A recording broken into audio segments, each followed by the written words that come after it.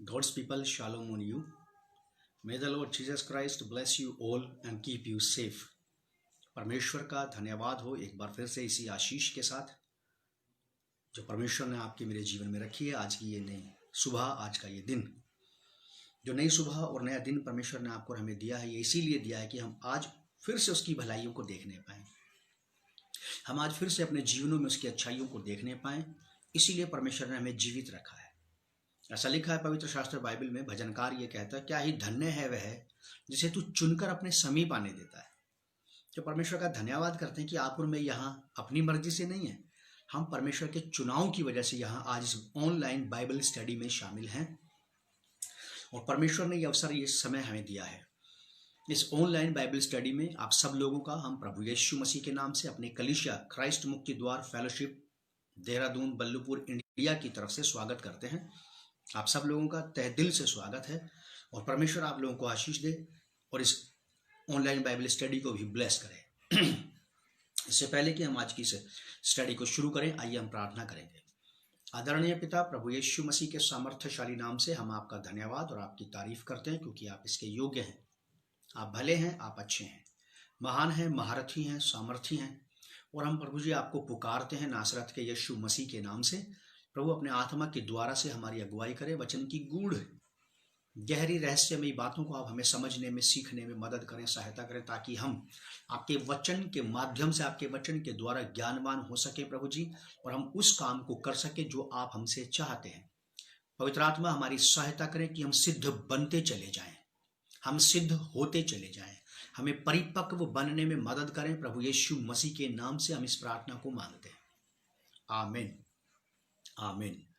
परमेश्वर का धन्यवाद एक बार फिर से आप सब लोगों के लिए। और प्रभु बड़ा महान है, प्रभु बड़ा भला और अच्छा परमेश्वर है। चलिए हम लोग शुरू करते हैं आज एक बार फिर से इफिसियों की पत्री 4 अध्याय उसकी 25वीं आयत से।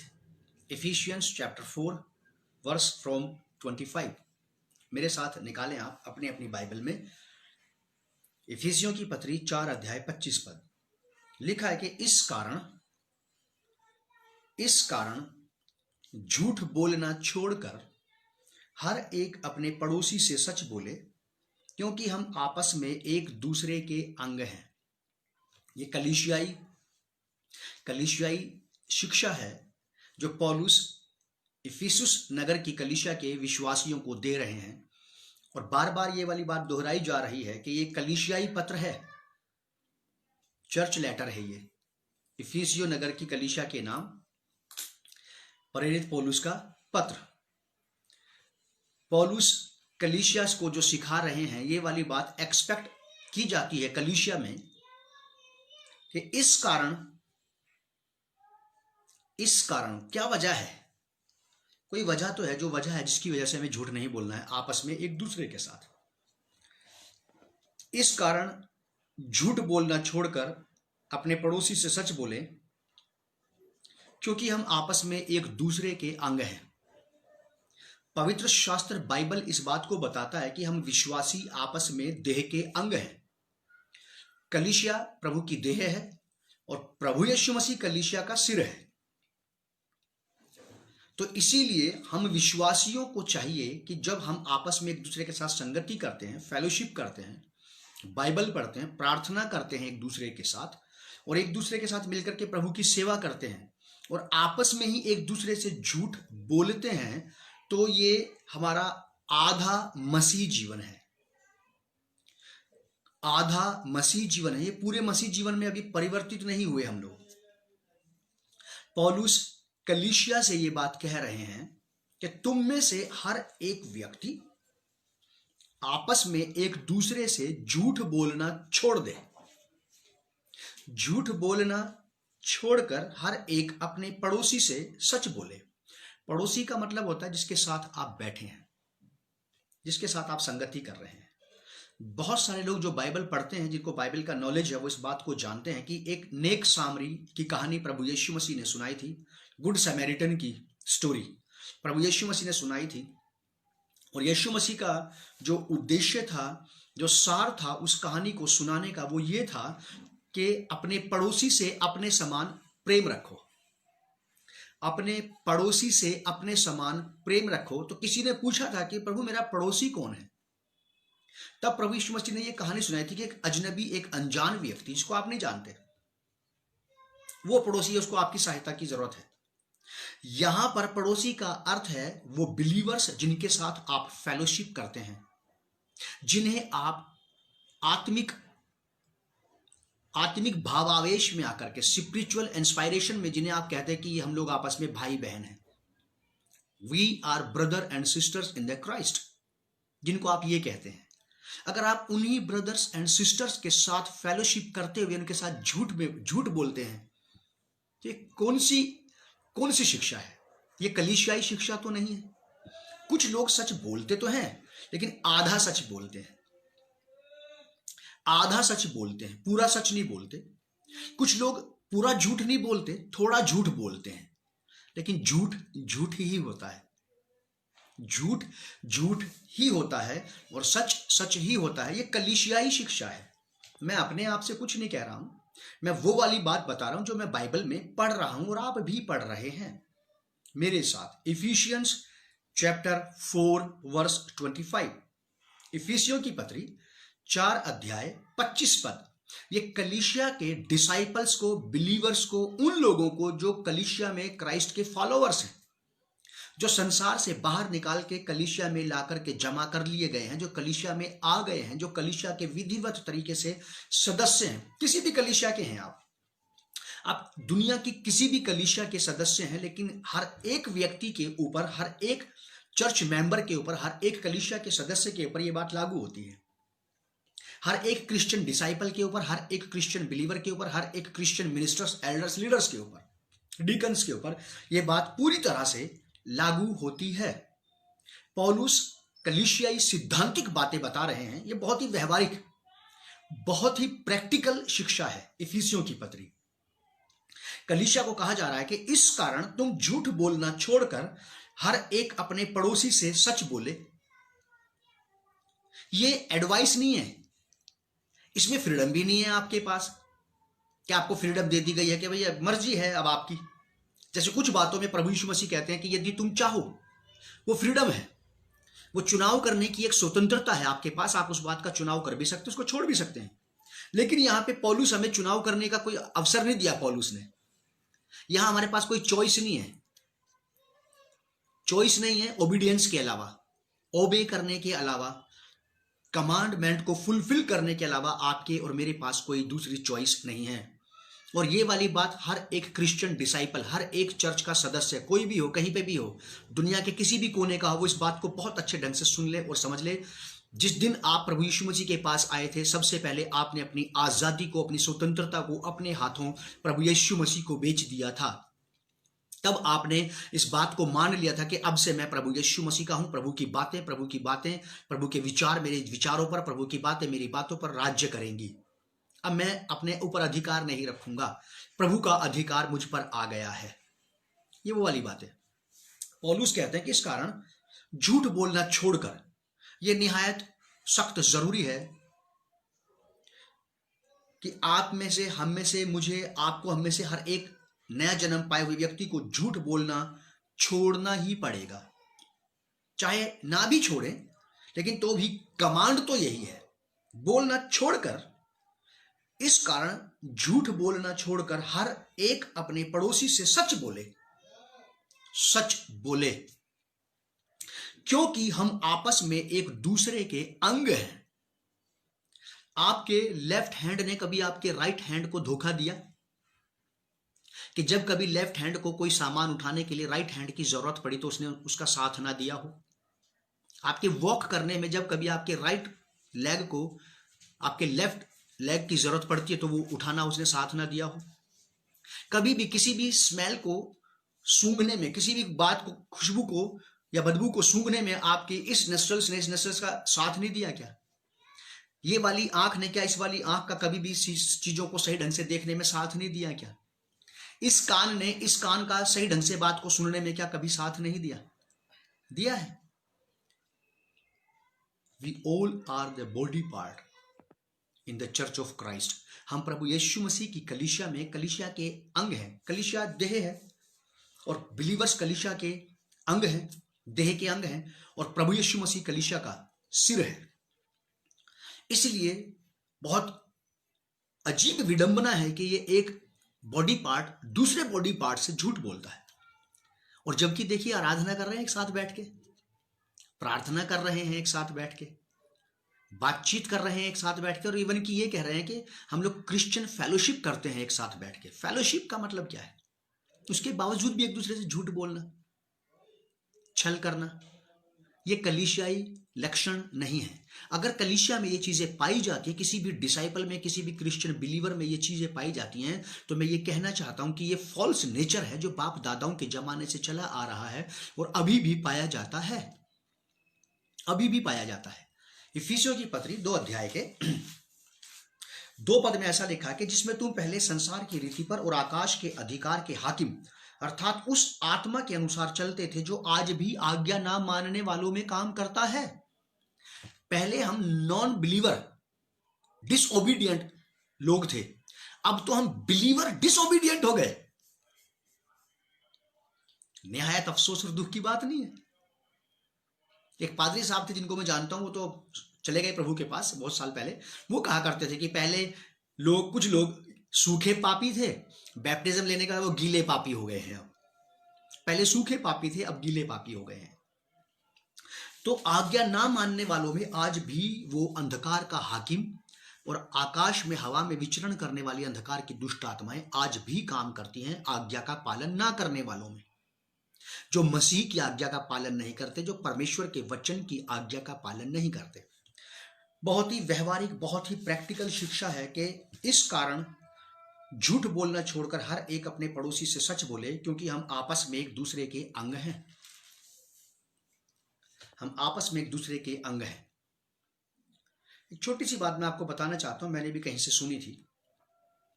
एक कहने वाले व्यक्ति ने इस बात को इस प्रकार से कहा है कि झूठ चाहे बढ़ाकर बोला जाए या घटाकर बोला जाए, झूठ का कुछ नहीं बिगड़ता, लेकिन सच अगर जरा सा बढ़ा दिया जाए या सच थोड़ा सा घटा दिया जाए तो फिर सच सच नहीं रहता। अगर झूठ को थोड़ा सा बढ़ाया जाए या थोड़ा सा घटाया जाए तो झूठ झूठ ही रहता है। कुछ भी हो जाए वो झूठ ही रहेगा। अगर सच के साथ जरा सी भी छेड़छाड़ हुई, अगर सत्य के साथ जरा भी छेड़छाड़ हुई, उसको थोड़ा सा बड़ा चढ़ा करके बोला गया या थोड़ा सा कम करके बोला गया, तो फिर वो सत्य सत्य नहीं रह जाता। और हम मसीहों के लिए, नया जन्म पाए हुए विश्वासियों के लिए ये निहायत जरूरी है, अति आवश्यक है कि आप और मैं जहां भी काम करते हैं, अपने काम की जगह पर, अपने चर्च में, अपने लोगों के साथ, अपनी फैमिली में। मैंने भजन संहिता में एक भजनकार को ये कहते हुए सुना है, पढ़ा है बाइबल में, कि मैं अपने घर के भीतर मन की खराई से चलूंगा। घर के भीतर मन की खराई से चलूंगा का क्या मतलब है? क्या आदमी अपने घर के भीतर भी झूठ से चलता है क्या?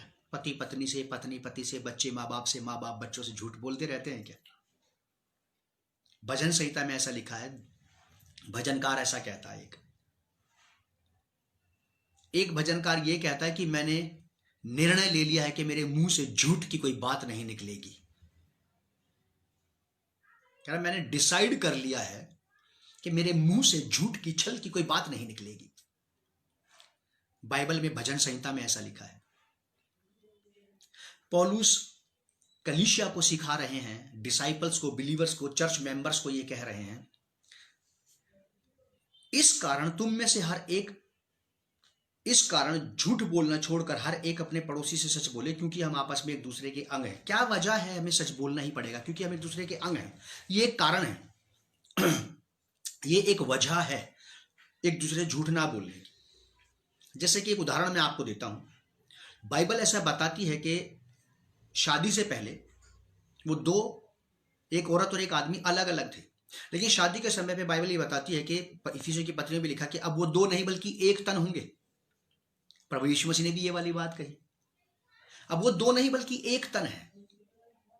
अगर वो दोनों एक ही तन है, एक ही व्यक्ति है, पति पत्नी दोनों एक हो गए हैं, तो फिर वो दोनों एक दूसरे झूठ क्यों बोल रहे हैं? फिर क्यों? क्यों ये वो दोनों आपस में एक दूसरे से बातें छिपा रहे हैं?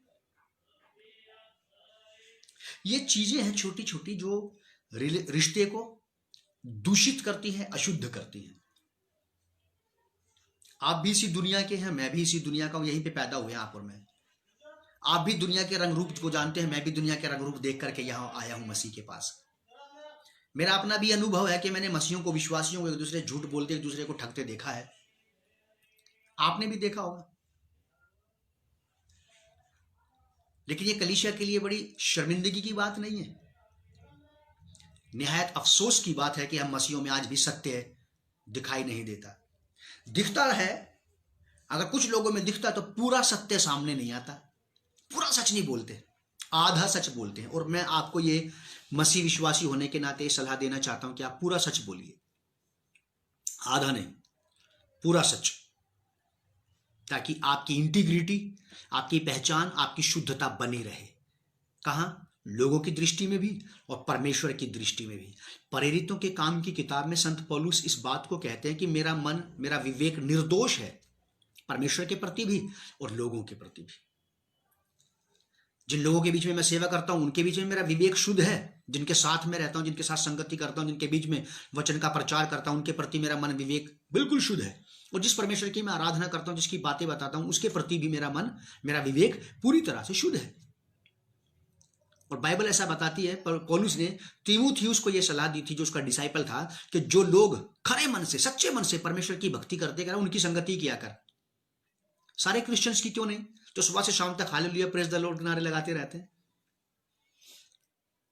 कोई बात होगी ऐसी जो पौलुस ने तीमुथियुस को कही कि उनके साथ संगति मत करना, उनके साथ करना जो भले और शुद्ध विवेक से परमेश्वर की भक्ति करते हैं, उनकी संगति करना शुद्ध विवेक से, जिनके अंदर छल और धूर्तता नहीं है। कलीसिया में ये चीज कहां से आई? आप और मैं अच्छे से जानते हैं कि बाइबल में प्रभु यीशु मसीह ने कही ये वाली बात कि शैतान झूठ का चाहने वाला, झूठ का गढ़ने वाला और झूठ का पिता है। और प्रकाशित वाक्य की किताब में ऐसा लिखा कि सारे के सारे झूठे नगर के बाहर रहेंगे। नगर यानी कि वो नगर जो पवित्र नगर है, सेनाओं के यहोवा का, महाराजा का, जिसमें जाने के लिए एक विश्वासी तैयारी कर रहा है। झूठ बोलने वाले उस नगर के बाहर रहेंगे। भले ही वो अभी कलीसियाओं में पाए जाते हैं, भले ही वो झूठ बोलने वाले अभी भी कलीसियाओं में पाए जाते हैं, लेकिन वो एक समय पे कलीसिया के उस महान महाराजा, अधिराज, सेनाओं के यहोवा के नगर के बाहर रहेंगे। इसीलिए आपको और मुझे इसी जीवन में, इसी पृथ्वी पर, इन्हीं दिनों में झूठ बोलना छोड़ करके सत्य बोलना शुरू कर देना चाहिए।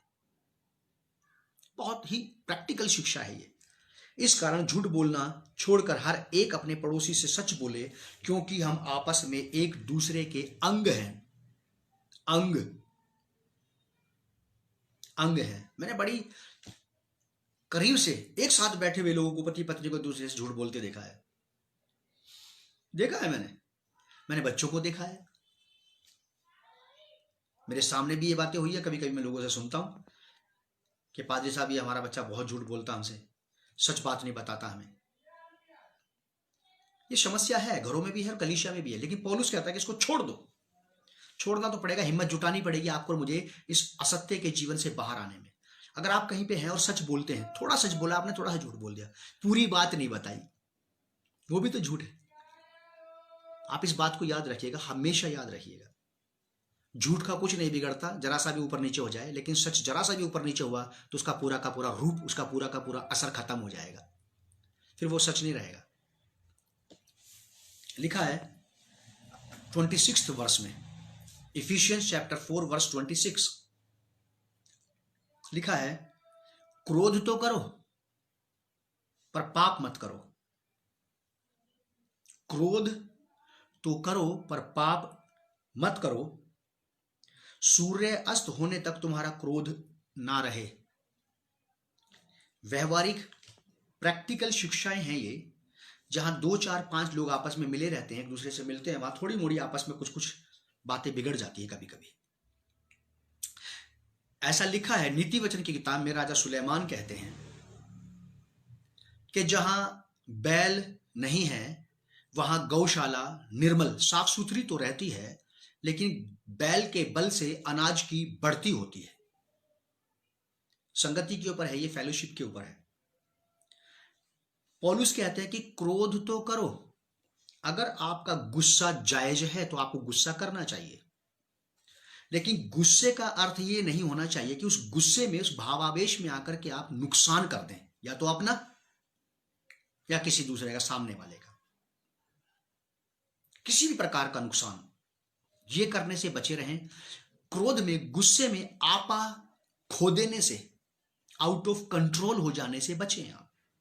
और क्रोध में, गुस्से में कभी भी कोई भी निर्णय ना लें, क्योंकि गुस्से में लिए गए निर्णय, गुस्से में उठाए गए कदम सारे के सारे गलत होते हैं और उनके गलत परिणाम निकलते हैं। जब क्रोध आए, जब गुस्सा आए, शांत होकर बैठ जाना चाहिए, फैसला कोई नहीं लेना चाहिए। कोई पूछे कि हाँ मुझे जवाब दो, अभी कि अभी मेरे पास कोई जवाब नहीं, अभी मुझे बहुत गुस्सा आ रहा है, अभी मैं बोलना नहीं चाहता हूं, अभी मैं बोलना नहीं चाहती हूं, क्योंकि मैं जानता हूं कि क्रोध में मैं गलत फैसला लूंगी, मैं गलत ही निर्णय लूंगा गुस्से में आकर के। क्रोध तो करो लेकिन पाप मत करो। इतना भी गुस्सा सही नहीं है कि किसी की हत्या कर डालें या किसी की हत्या किसी से करवा दें। पौलुस कहते हैं ये वाली बात, कलीसिया में तुम लोगों में आपस में गुटबंदी, दलबंदी है, और तुम लोग क्या करते हो कि एक दूसरे से के ऊपर क्रोध करते हो। क्रोध इतना मत करना कि तुम किसी की हत्या कर डालो, जैसे सांसारिक लोग करते हैं ना, फिरौती देके किसी को मरवा देते हैं। ऐसे हम बिलीवर्स को, नया जन्म पाए हुए लोगों को नहीं करना है। क्रोध करना चाहिए, गुस्सा आना चाहिए आपको। प्रभु यीशु मसीह को भी गुस्सा आया था, लेकिन जायज बात थी, और प्रभु यीशु मसीह ने गुस्से में सही बात की थी। एक बात, जब उन्होंने, प्रभु यीशु मसीह ने पतरस को डांटा था, जब पतरस ने बोला था कि प्रभु ऐसा नहीं होना चाहिए कि तू क्रूस पे मरे।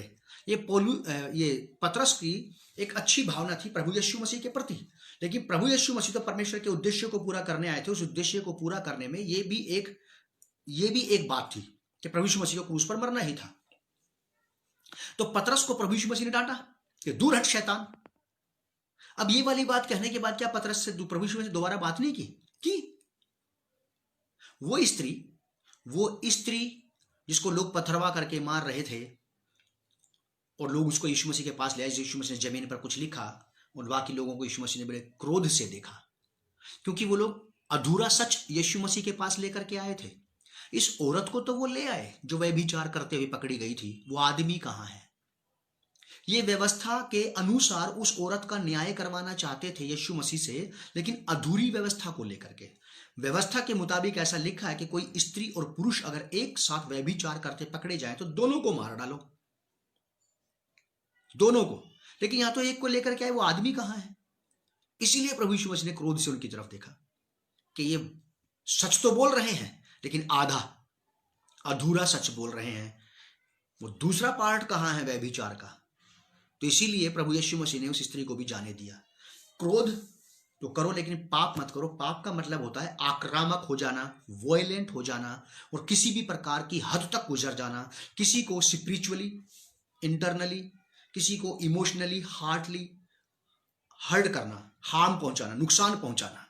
फिजिकली भी लोग किसी को नुकसान पहुंचाते थे, किसी का सर तोड़ देते हैं, हाथ तोड़ देते हैं, घूसा लात मार देते हैं। ये तो शारीरिक रीति से किसी को नुकसान पहुंचाना हुआ, और मानसिक रीति से किसी को बहुत गलत बातें बोल देना, बुरी बुरी बातें बोल देना, गालियां दे देना, ताकि उस व्यक्ति का जो अपना इनर बीइंग है वो छलनी हो जाए, वो हर्ट हो जाए, वो घायल हो जाए। कई प्रकार से क्रोध जब आता है तो कई प्रकार से वो लोगों के नुकसान करने की तरफ लोगों को अग्रसर करता है। साफ शब्दों में लिखा कि क्रोध तो करो पर पाप मत करो। ऐसा कैसे हो सकता है कि आदमी क्रोध तो करे लेकिन पाप ना करे? आपको गुस्सा करना चाहिए, और गुस्सा करके उस बात के ऊपर डिस्कस करके उसको उसी वक्त छोड़ देना चाहिए। मुझे भी गुस्सा आता है, घर में भी, बाहर भी, लोगों के पास, कलीसिया के लोगों पे भी आता है। लेकिन मैं ईमानदारी से आपको बता रहा हूं, जो मेरी कलीसिया के लोग मुझे देख रहे हैं, आप उनसे पूछ लीजिएगा, अगर आप उनसे जान पहचान है तो। एक पॉइंट पे मैं बात करता हूं। अगर किसी ने ये वाली बात की तो मैं उससे उस पॉइंट पे बात करता हूं कि आपने ऐसा क्यों किया। वो बोलते कि ऐसा ऐसे इसलिए हो गया, ये हो गया, वो कोई बात होती है, डिस्कस होता है, फिर उसी बात को वहीं के वहीं खत्म कर देते हैं। मैं दोबारा कभी लाइफ में उस बात पर डिस्कस करना नहीं चाहता। और गुस्से में मैंने एक बार बात कर ली उस व्यक्ति के साथ, फिर उसके साथ मेरा कोई गुस्सा नहीं है, क्योंकि मैं जानता हूं इस बात को कि अगर मैंने गुस्से को, ज्यादा क्रोध को अपने अंदर पाल के रखा तो ये नुकसान करेगा। सामने वाले का भी और मेरा भी नुकसान करेगा। फिर ये एक एसिड के समान बन जाएगा, जब तक मेरे अंदर रहेगा मुझे जलाता रहेगा। अगर ये मेरे अंदर से निकल के किसी के ऊपर गया तो उसको जला देगा, इंसल्ट करेगा, बेइज्जती करेगा, तौहीन करेगा, किसी भी प्रकार से। इस बात को आपको और मुझे समझना है। यहां आपको और मुझे समझना है, क्रोध तो करो पर पाप मत करो।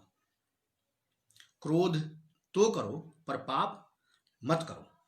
पौलुस कह रहे हैं सूर्य अस्त होने तक तुम्हारा क्रोध भी ना रहे, गुस्सा जाता रहे। जैसे जैसे सूर्य ढलता जा रहा है, अगर परमेश्वर के बनाए हुए सूरज की उसकी गर्मी ढलते ढलते कम होती जा रही है, तो ठीक जस्ट वैसे ही आप और मैं भी परमेश्वर के बनाए हुए लोग हैं।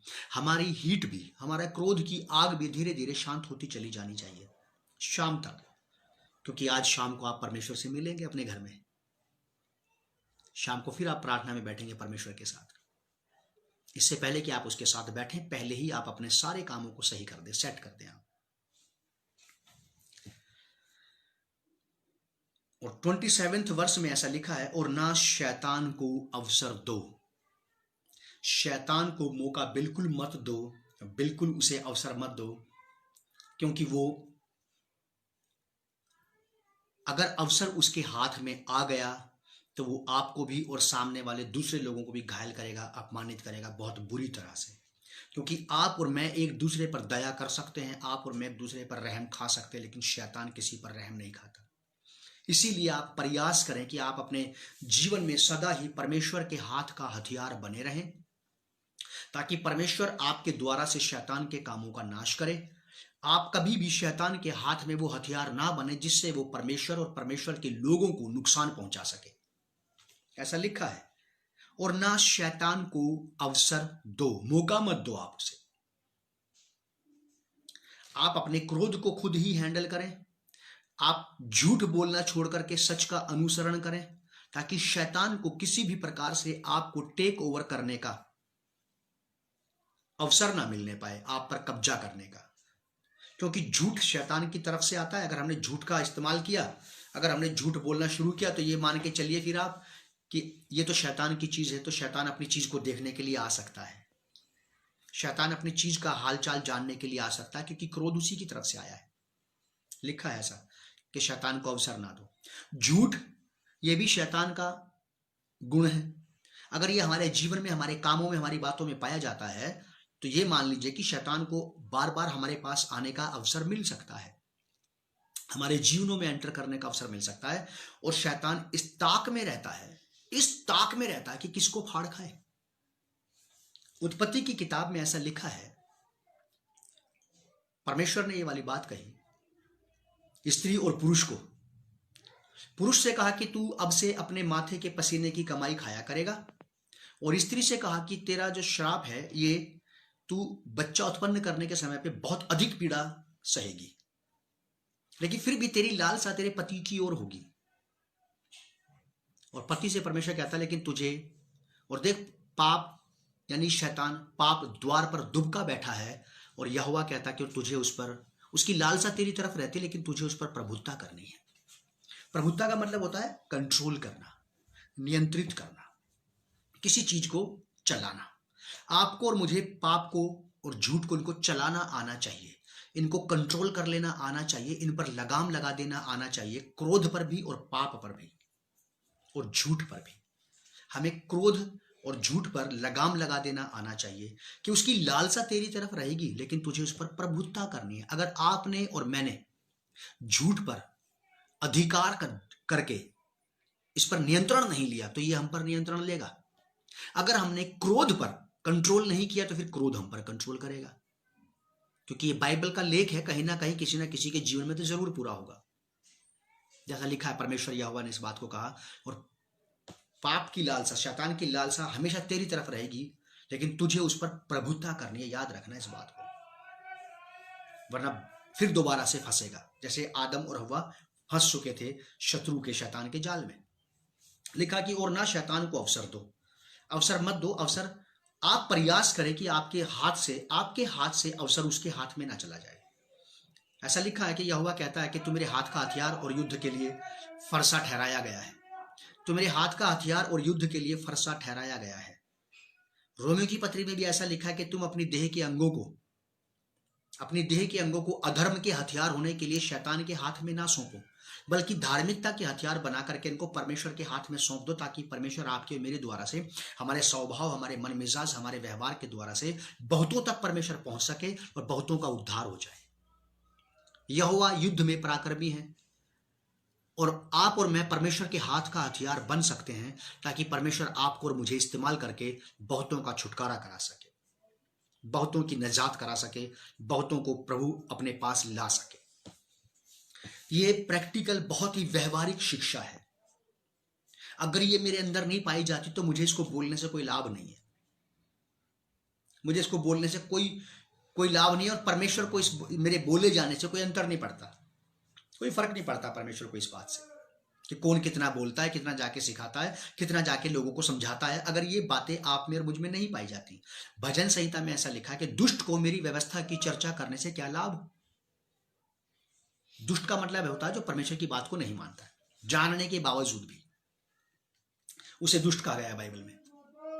और यहोवा कहता है कि मेरी प्रजा में भी दुष्ट लोग पाए जाते हैं।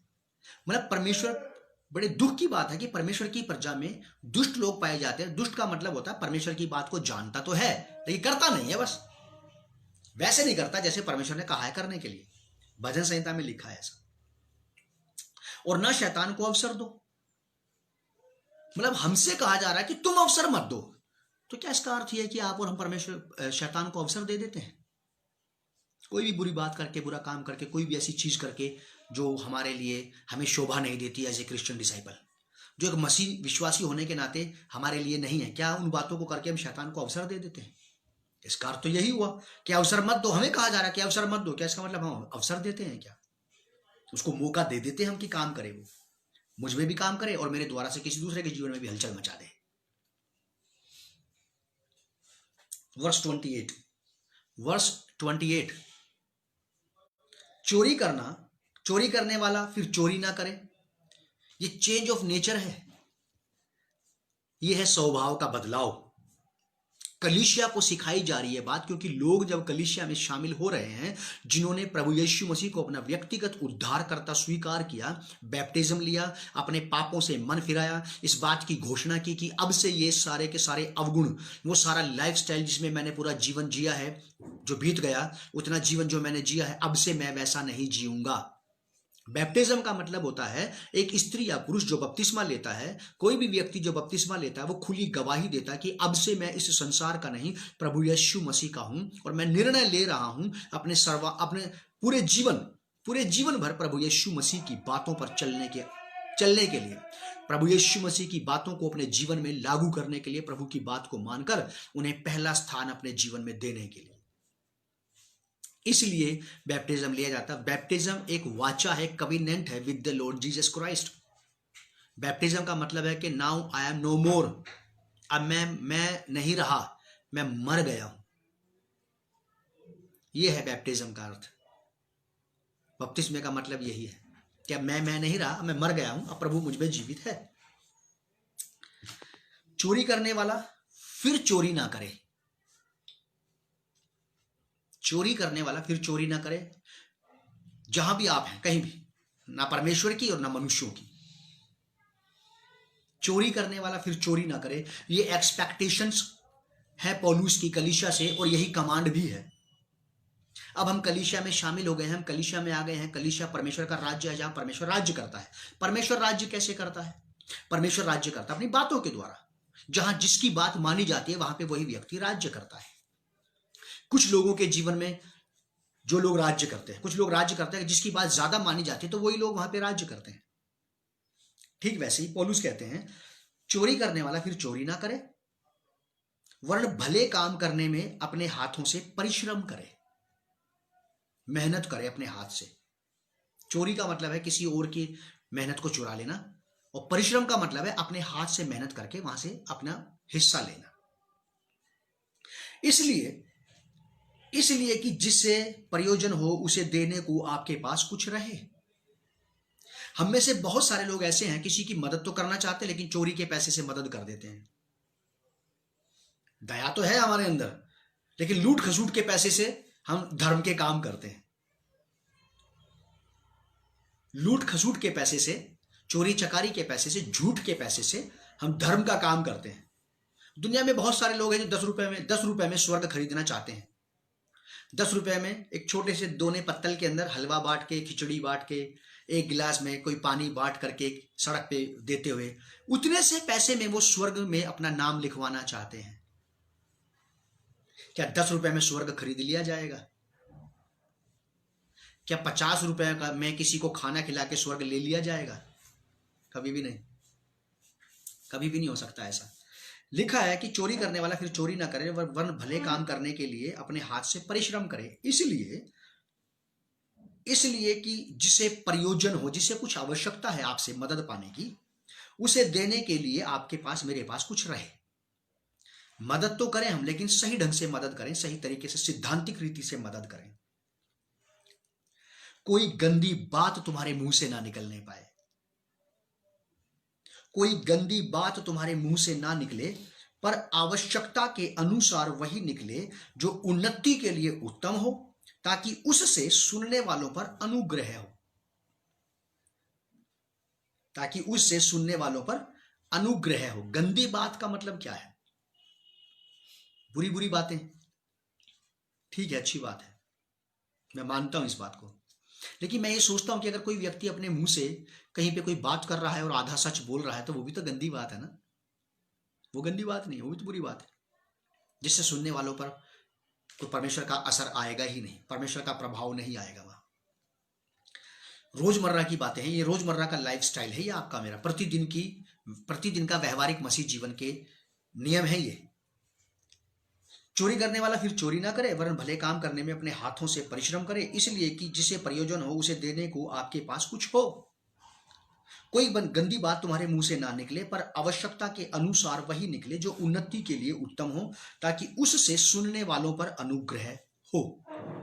ऐसी बातें बोले, ऐसी विचारधाराएं हमारे पास हों, ऐसा डिस्कशन एक दूसरे के लिए हमारे पास हो, जिससे सुनने वालों पर अनुग्रह हो परमेश्वर का, और उनकी आत्मिक उन्नति हो, और वो लोग अपने आत्मिक जीवन में भी, अपने सामाजिक जीवन में भी, अपने पारिवारिक जीवन में भी उन बातों से मार्गदर्शन प्राप्त कर सकें।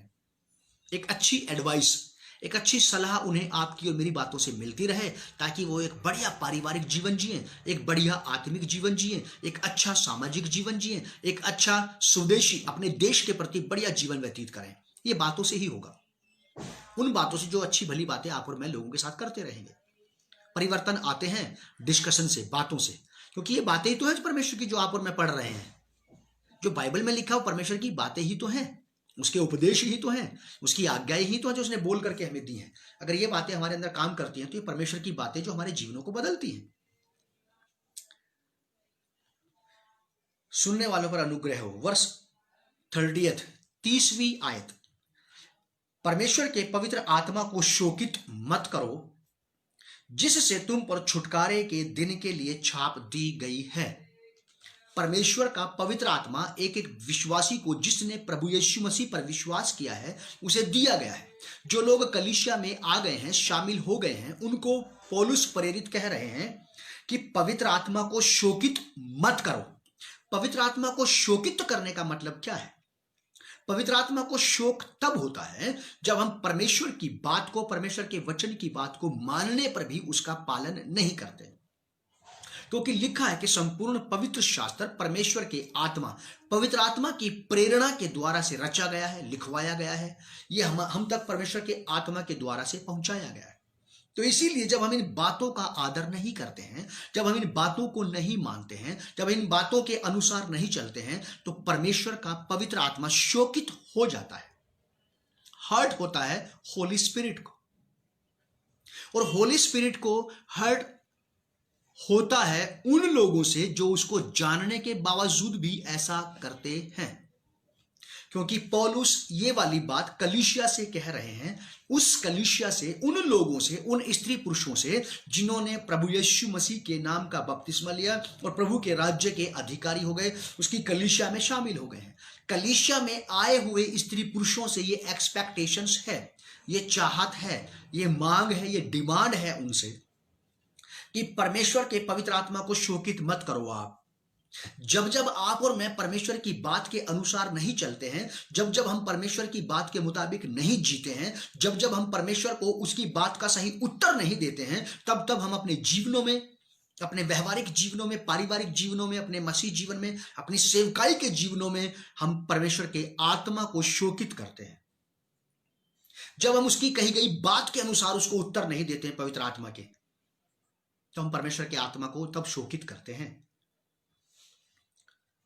जिससे तुम पर छुटकारे के दिन के लिए छाप दी गई है। छुटकारे के दिन आपके ऊपर एक छाप लगा दी गई थी जब आपने प्रभु यीशु मसीह को व्यक्तिगत उद्धारकर्ता स्वीकार किया। कलीसिया ने जब प्रभु यीशु मसीह को अपना प्रभु मुक्तिदाता स्वीकार किया तो उनके ऊपर एक छाप, एक स्टैंप लगा दी गई थी पवित्र आत्मा देकर के कि ये परमेश्वर के निज बेटे बेटियां हैं, ये प्रभु यीशु मसीह के छुड़ाए हुए कलीसिया का हिस्सा, कलीसिया का भाग, ये स्वयं प्रभु यीशु मसीह की कलीसिया है। इस पर स्टैंप लगा दो। किस बात की? किस चीज से? पवित्र आत्मा की मोहर।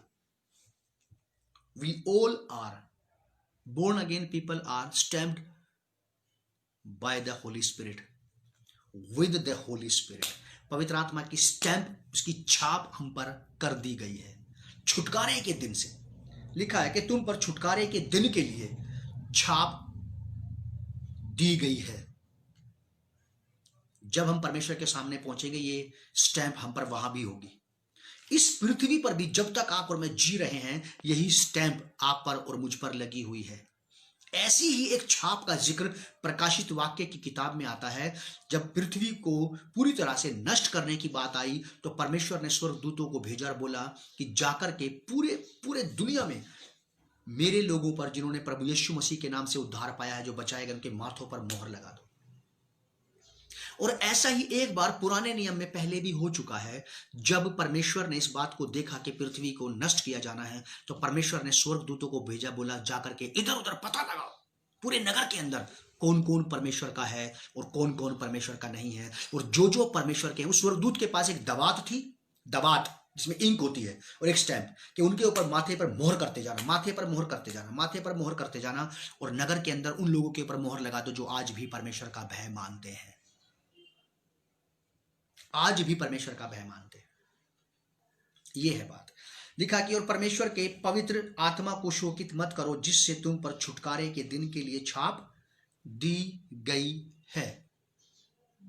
कलीसिया इस बात को याद रखे। हमारी छोटी से छोटी, हमारी जरा से बारीक से बारीक मूर्खतापूर्ण व्यवहार, मूर्खतापूर्ण कार्य, हमारे मूर्खतापूर्ण झूठ कपट की बात होली स्पिरिट को शोकित करती है। और याद रखिए कि जितने लोग पवित्र आत्मा को शोकित करते रहेंगे वो पवित्र आत्मा की आवाज को कभी नहीं सुनेंगे, क्योंकि होली स्पिरिट ऐसे स्त्री पुरुषों के अंदर डिसएक्टिवेट होकर के बैठ जाता है, शांत बैठ जाता है, कोई काम नहीं करता वो वहां पे। इमोशनली होली स्पिरिट बिल्कुल शांत होकर के बैठ जाता है कि यहां मेरी बात की कोई वैल्यू नहीं है, ना ये मेरी बात को सुन रहे हैं, तो मैं यहां क्या जवाब दूं। बहुत समय पहले मैंने एक बात सीखी थी, किसी भी व्यक्ति को अगर ज्यादा से ज्यादा इंसल्ट करनी हो तो जब वो आपके बीच में बैठे तो आप उससे बात ही मत करो, आप उससे बात ही मत करो। इससे भयंकर इंसल्ट किसी भी व्यक्ति की नहीं हो सकती, इससे गहरी, इससे ज्यादा खतरनाक इंसल्ट किसी व्यक्ति की नहीं हो सकती कि वो वहां है और आप उसे इग्नोर कर रहे हैं। आपके साथ हुआ ऐसा? शायद हुआ होगा, मेरे साथ भी हुआ है। मेरे साथ भी हुआ है कि मैं वहां पर था लेकिन उन्होंने मुझे बिल्कुल इग्नोर किया, मुझसे बात ही नहीं की, उन्हीं के घर में बैठे बैठे ही, और दूसरे लोगों से बातें करते रहे बस। इससे बड़ी इंसल्ट किसी व्यक्ति की नहीं हो सकती। और ऐसे ही पवित्र आत्मा के साथ भी होता है। जब पवित्र आत्मा हम में, विश्वासियों में, नया जन्म पाए हुए स्त्री पुरुषों में है और हम उसकी बात नहीं पूछ रहे, हम उसकी बात को नहीं जानना चाहते, हम उसके अनुसार नहीं चलना चाहते, तो हम होली स्पिरिट की इंसल्ट करते, उसको शोकित करते हैं, इमोशनली उसे डिसएक्टिवेट कर देते हैं। तो हम बचे पवित्र आत्मा को शोकित करने से, बुरा करने से, बुरी बात बोलने से, गाली देने से, झूठ बोलने से, आपस में, पड़ोसी में, एक दूसरे से, विश्वासियों के बीच में। सच ही बोले, सच ही बोले, सच ही बोले, क्योंकि परमेश्वर आपसे मुझसे यही एक्सपेक्ट करता है। आप और मैं कलीसिया हैं और कलीसिया में प्रभु दीवटों के बीच में चलने फिरने वाला प्रभु है। पवित्र पिता, प्रभु यीशु के नाम से मैं आपका धन्यवाद करता हूँ आज की शिक्षा के लिए, जो वचन का बीज कलीसिया में बोया गया है, ये 100 गुना फलदायक बनने पाए और कलीसिया फलवंत होने पाए, जिससे कलीसिया की आत्मिक उन्नति हो और आपको प्रसन्नता मिले। प्रभु यीशु मसीह के नाम से इस प्रार्थना को हम मांगते हैं, आमीन।